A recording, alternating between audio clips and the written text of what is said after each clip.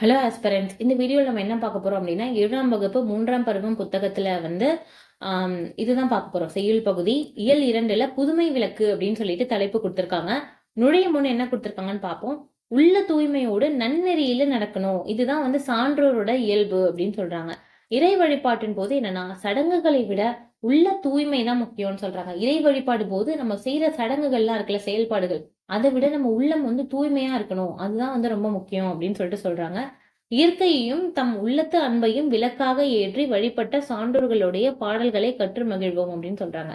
இயற்கையையும் அவங்களுடைய உள்ளத்து அன்பையுமே வந்து விளக்கா ஏத்தி வந்து என்னன்னா வழிபட்டிருக்காங்க சில சான்றோர்கள். அவங்கள பத்தி வந்து என்னன்னா அவங்களோட பாடல்களை பார்க்கலாம் அப்படின்னு சொல்றாங்க. ஃபர்ஸ்ட் என்ன சொல்றாங்க பாருங்க. வையம் தகலியாக. வையம் அப்படின்னா என்னது? உலகம்.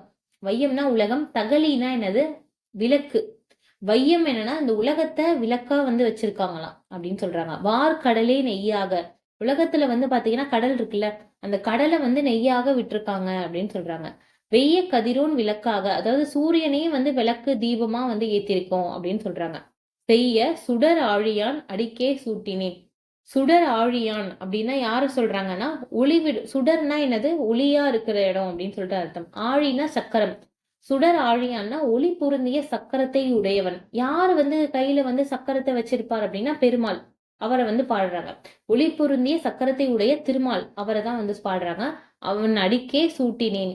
இந்த மாதிரி வந்து என்னன்னா உலகத்தை வந்து என்னன்னா விளக்கா வச்சு, கடலை நெய்யா விட்டு, சூரியனை வச்சு தீபம் ஏத்தி, நான் வந்து யார் காலுக்கு வந்து என்னன்னா சூட்டினேன், அதை வந்து யார் காலுக்கு வந்து என்னன்னா வச்சு வணங்கினேன் அப்படின்னு பாத்தீங்கன்னா, சுடர் ஆழியான், அதாவது என்னன்னா ஒளிவிடும் சக்கரத்தை, ஒளி பொருந்திய சக்கரத்தை வந்து என்னன்னா கையில் தாங்கி இருக்கிற திருமால், அவருடைய திருவடிக்கு தான் வந்து என்னன்னா நான் வந்து என்னன்னா அந்த விளக்கை வந்து சமர்ப்பிச்சேன் அப்படின்னு சொல்லிட்டு சொல்றாரு.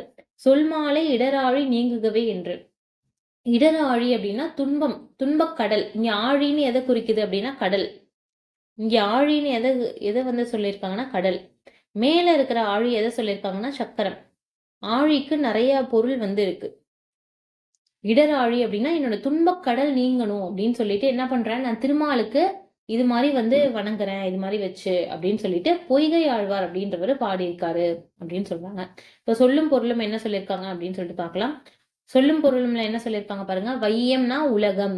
வெய்யனா என்னது? வெய்ய கதிரோன்னு சொன்னாங்கல்ல, வெப்ப கதிர் வீசும் கதிரவன் அப்படின்னு சொல்றாங்க. சுடர் ஆழியான் அப்படின்னா ஒளிவிடும் சக்கரத்தை உடைய திருமால் அப்படின்னு சொல்லியிருக்காங்க. இடர் ஆழினா என்னது? துன்பக்கடல் அப்படின்னு சொல்றாங்க. சொல் மாலைனா என்னது? பாமாலை அப்படின்னு சொல்லிட்டு சொல்றாங்க. பாடலோட பொருள் பாருங்க. பூமியை அகல் விளக்கா வச்சுக்கிறாங்க. ஒளிக்கின்ற கடல், கடல் பாத்தீங்கன்னா நெய்யா வந்து வச்சுக்கிறாங்க. வெப்ப கதிர் வீசும் கதிரவனை பாத்தீங்கன்னா சுடராகவும் அதுல ஏத்துற தீபமாவும் வச்சுக்கிறாங்க. அந்த மாதிரி கொண்டவன் தான் திருமால் அப்படின்னு சொல்றாங்க. சிவந்த ஒளி வீசும் சக்கரத்தை உடைய அவனது திருவடிகளுக்கு பாத்தீங்கன்னா என்னுடைய துன்பக்கடல் நீங்க வந்து என்னன்னா நான் பாட்டு பாடுறேன் அப்படின்னு சொல்லிட்டு பாடல் மாலை சூட்டினேன் அப்படின்னு சொல்லிட்டு ஒரு பாடுறாரு. நூல் வெளியே என்னன்னு பாருங்க. பொய்கை ஆழ்வார் பாத்தீங்கன்னா காஞ்சிபுரத்துக்கு பக்கத்துல இருக்கிற திருவெக்கா அப்படின்ற ஒரு ஊர்ல வந்து பிறந்திருக்காரு. காஞ்சிபுரத்துக்கு பக்கத்துல திருவெக்கா அப்படின்னு ஒரு ஊர் இருக்கு. அதுல பிறந்தவர் தான் பொய்கை ஆழ்வார். 4000 திவ்ய பிரபந்தத்தில் உள்ள முதல் திருவந்தாதி பாத்தீங்கன்னா இவர் பாடினதுதான் அப்படின்னு சொல்றாங்க. 4000 திவ்ய பிரபந்தத்துல நிறைய பகுதிகள் இருக்கு. அதுல முதல் திருவந்தாதி யார் பாடியிருக்காருன்னா பொய்கை ஆழ்வார் பாடியிருக்காரு. அதோட முதல் பாடல் தான் வந்து நம்மளுக்கு பாடப்பகுதியில கொடுத்திருக்காங்க. பொய்கை ஆழ்வார்ன்றவர் 4000 திவ்ய பிரபந்தத்துல முதல் பகுதி, முதல் திருவந்தாதி பாடியிருக்காரு. அதுல முதல் பாடல் நமக்கு பாடமா கொடுத்திருக்காங்க. இவர் பிறந்த ஊர் என்னன்னு பாத்தீங்கன்னா காஞ்சிபுரம் பக்கத்துல இருக்கிற திருவெக்கா அப்படின்ற ஒரு ஊரு அப்படின்னு சொல்லியிருக்காங்க. அடுத்த பாடல் என்னன்னு பார்க்கலாம். அடுத்த பாடல் பாருங்க. பூதத்தாழ்வார் எழுதின ஒரு பாட்டு கொடுத்திருக்காங்க. அன்பே தகலியாக. இவங்க என்ன பண்றாங்கன்னா அன்பு, அன்பை வந்து என்னன்னா விளக்கா வச்சிருக்காங்களாம். நம்மளோட ஆர்வத்தை வந்து என்னன்னா நெய்யா வச்சிருக்கேன் அப்படின்னு சொல்றாங்க. இன்புருகு சிந்தை இடு திரியாக. திரியா நான் எதை வச்சிருக்கேன் அப்படின்னு பாத்தீங்கன்னா இன்பமான சிந்தை. சிந்தைனா என்னது? உள்ளம்.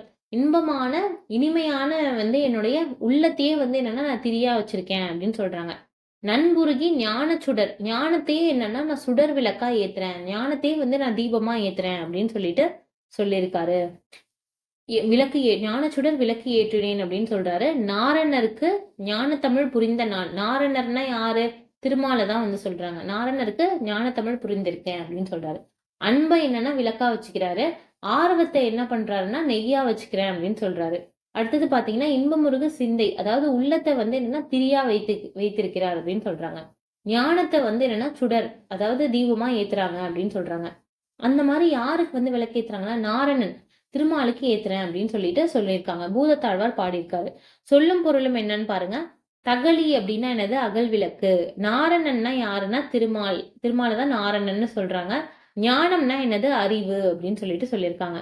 பாடலோட பொருள் பாருங்க. ஞானத்தமிழ் பயின்ற நான் அன்பையே அகல் விளக்கா வச்சிருக்காரு. ஆர்வத்தை நெய்யா வச்சிருக்காரு. இனிமையால் உருகும் மனத்தை வந்து என்னன்னா இடுதிரியா வச்சிருக்காரு அப்படின்னு சொல்றாங்க. ஞான ஒளியாகிய சுடர் விளக்கை பார்த்தீங்கன்னா மனமுருக திருமாலுக்கு நான் ஏற்றுவேன் அப்படின்னு சொல்லிட்டு பாடியிருக்காரு. நூல்வெளி என்னன்னு சொல்லியிருக்காங்க அப்படின்னு சொல்லிட்டு பார்க்கலாம். பூதத்தாழ்வார் பார்த்தீங்கன்னா சென்னை பக்கத்துல இருக்க மாமல்லபுரம் அப்படின்ற ஊர்ல பிறந்திருக்காரு. இவர் 4000 திவ்ய பிரபந்தத்துல 2ஆம் திருவந்தாதி எழுதியிருக்காரு.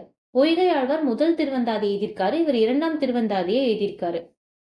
அடுத்தது பாத்தீங்கன்னா இவர் நம்ம பாடப்பகுதியில கொடுத்திருக்க பாடல் பாத்தீங்கன்னா 2ஆம் திருவந்தாதியில இருக்கிற முதல் பாடலை வந்து கொடுத்திருக்காங்க அப்படின்னு சொல்றாங்க. அடுத்தது தெரிந்த தெளிவோம்ல பார்ப்போம். ஒரு பாடல் பாத்தீங்கன்னா அதோடைய இறுதி எழுத்தோ அசையோ சொல்லோ ஒரு பாடலோட இறுதி எழுத்தா இருக்கலாம். ஒரு பாடல் வந்து எழுதியிருக்காங்க அப்படின்னா அதோட இறுதி எழுத்தா இருக்கலாம். இல்ல இறுதி அசையா இருக்கலாம். அசைனா வந்து என்னன்னா சொல்லுல பாதி இருக்கும். அதான் வந்து அசை. இப்ப கேட்கலாம் அப்படின்னு இருக்குன்னு வச்சுக்கோங்களேன். லாம் அப்படின்றது அசை. அடுத்தது பார்க்கலாம் அப்படின்னு பாத்தீங்கன்னா லாம் அப்படின்றது அசை. அதான் பின்னாடி இருக்கிறது வந்து என்னன்னா பாதி மட்டும் பிரிச்சோம்னா அசை இருக்கும். ஓகேவா? அது மாதிரி இருக்கும். லாம் அப்படின்றது வந்து என்னன்னா அசை. இது மாதிரி வந்து ஒரு எழுத்தா இருக்கலாம், இல்ல அசையா இருக்கலாம், இல்லைன்னா சொல்லா இருக்கலாம். இந்த மாதிரி இந்த எழுத்தோ அசையோ சொல்லோ அடுத்த வர பாடலுக்கு முதலா அமைச்சு அதை பாடினா அதுதான் அந்தாதி அப்படின்னு சொல்லிட்டு சொல்லுவாங்க. அந்தம்னா முடிவு, ஆதினா தொடக்கம்.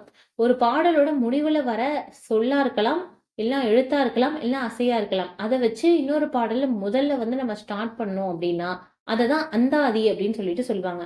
இது சிற்றிலக்கிய வகையில ஒன்றுதான் இந்த அந்தாதி அப்படின்னு சொல்றாங்க. இவ்வாறு அந்தாதியாக அமையும் பாடல்களை கொண்டு அமைவதுதான் அந்தாதி என்னும் சிற்றிலக்கிய வகை அப்படின்னு சொல்லிட்டு சொல்றாங்க. இங்க ஏன் நம்ம இதை பத்தி படிக்கிறோம்னா நம்ம படிச்சோம்ல 1ஆம் திருவந்தாதி 2ஆம் திருவந்தாதின்னு சொல்லிட்டு அந்த பாடல்கள் அந்த நூல்கள் எல்லாம் வந்து இப்படிதான் வந்து எழுதியிருக்காங்க அப்படின்னு சொல்லிட்டு சொல்றாங்க. அடுத்தது ரைட் சைட் பாருங்க. தெரிந்த தெளிவோம் என்ன கொடுத்திருக்காங்கன்னு திருமாலை போற்றி பாடியவர்கள் பாத்தீங்கன்னா ஆழ்வார்கள் அப்படின்னு அவங்கள சொல்லுவாங்க. மொத்தம் 12 ஆழ்வார்கள் வந்து இருக்காங்க. அவர்கள் பாடிய பாடல்களின் தொகுப்பு பாத்தீங்கன்னா 4000 திவ்ய பிரபந்தம் அப்படின்னு சொல்லிட்டு சொல்லுவாங்க. மொத்தம் 4000 பாடல்கள் வந்து இதுல இருக்கும். இதனை தொகுத்தவர் பாத்தீங்கன்னா யாருன்னா நாதமுனி அப்படின்றவர் தான் வந்து தொகுத்திருக்கார். இவங்க எல்லாரும் வந்து தனித்தனியா அந்த காலத்துல வந்து வாழ்ந்தவங்க. ஒவ்வொரு காலகட்டத்துல வாழ்ந்தவங்க. இதனால தனித்தனியா எழுதி வச்சிருந்தாங்க. இது தொகுத்து 4000 திவ்ய பிரபந்தம் அப்படின்னு சொல்லிட்டு ஆக்குனவர் யாருன்னா நாதமுனி அப்படின்றவர் தான்.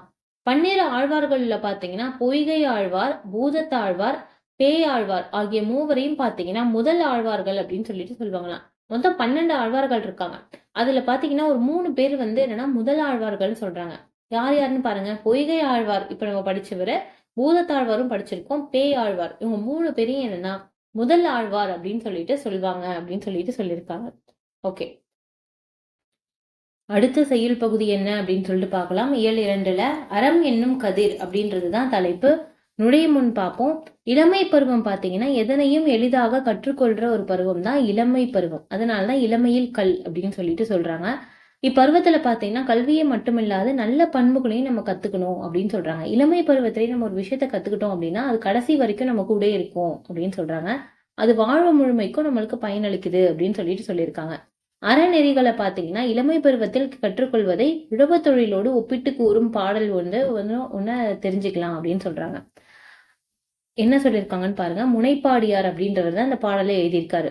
இன்சொல் விளைநிலனாக அப்படின்னு சொல்றாரு. இன்சொல்னா இனிமையான சொல்ல வந்து எதோட கம்பேர் பண்ணியிருக்காருன்னா விளைநிலன், அதாவது என்னன்னா விளைகின்ற நிலம், அதோட வந்து என்னன்னா ஒப்பிட்டு இருக்காரு.